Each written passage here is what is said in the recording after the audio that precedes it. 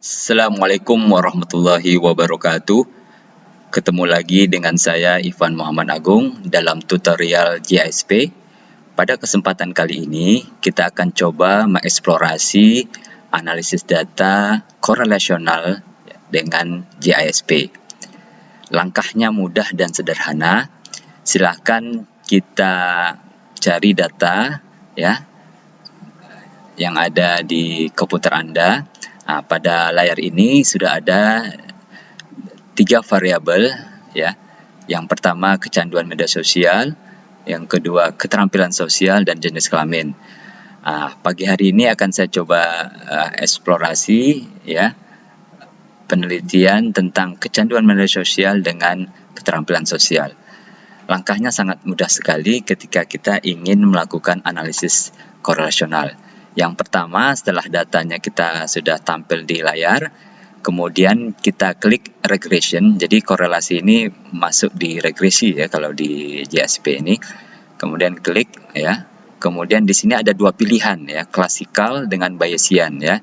Yang frekuentis dengan yang Bayesian ya. Ini kita akan coba yang klasikal saja. Di sini ada korelasi ya, linear dan logistic regression ya. Kita pilih yang correlation ya. Klik. Kemudian di sini sudah ada tampilannya ya, korelasi ada 3 variabel. Kemudian di sebelah kanannya ada resultnya, adalah hasilnya. Jadi kita akan bisa lihat ya. Di sini masih kosong karena kita belum drag data variabelnya ya, kecanduan dan keterampilan sosial di kotak variabel.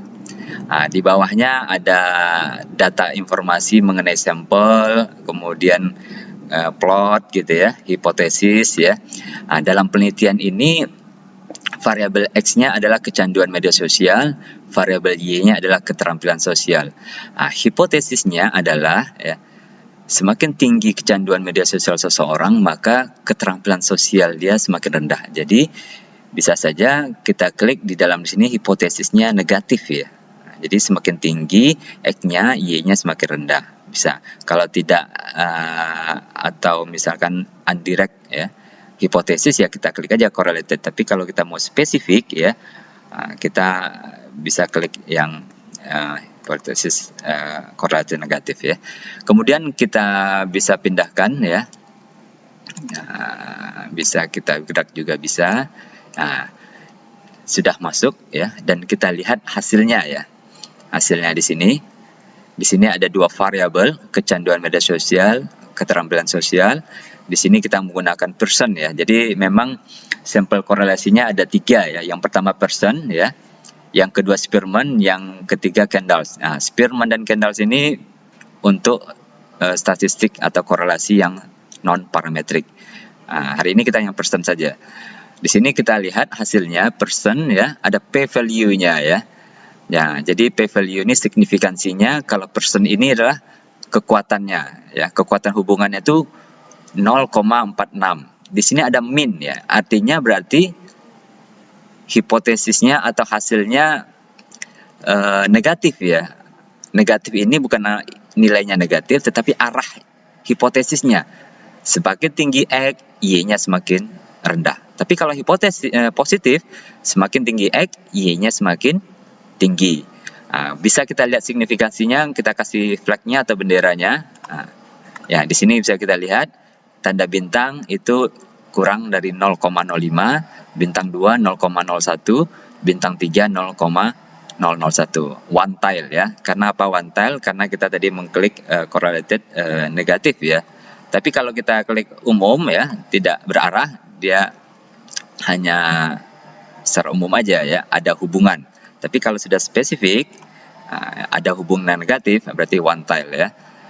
Hasilnya, ternyata hasilnya ya bintang 3 ya, di bawah 0,001 gitu ya. Di sini itu signifikan ya, artinya hipotesis kita diterima. Bisa juga kalau kita tambahkan confidence intervalnya, tinggal diklik saja ya. Kemudian sampel size-nya, kalau kita ingin lihat berapa sih sampel size-nya, jumlah sampelnya, ternyata 150 ya. Kemudian apa lagi yang bisa kita lihat? Ya, ini scatter plot-nya ya. skaternya bisa kita lihat ya. Arahnya ya, grafiknya atau garis linearnya ke bawah ya. Jadi semakin tinggi kecanduan media sosial, maka kemampuan berkomunikasi, keterampilan sosial individu semakin rendah. Jadi ini arahnya gitu ya. Bisa kita lihat ininya ya. Ini bisa kita tambahkan ya. Ini kecanduan media sosial datanya ya. Ya. Jadi itu ya. Jadi yang terpenting adalah kita melihat ya hasil kekuatan R-nya. Jadi kalau kategorinya R 0,4 ini termasuk kategori sedang ya. Karena R itu dari 0 ya sampai plus 1. Mendekati 1, R-nya semakin kuat. Ya. Kemudian P value-nya di bawah 0,001. Baik, demikian tutorial pada pagi hari ini. Semoga bermanfaat. Saya akhiri. Assalamualaikum warahmatullahi wabarakatuh.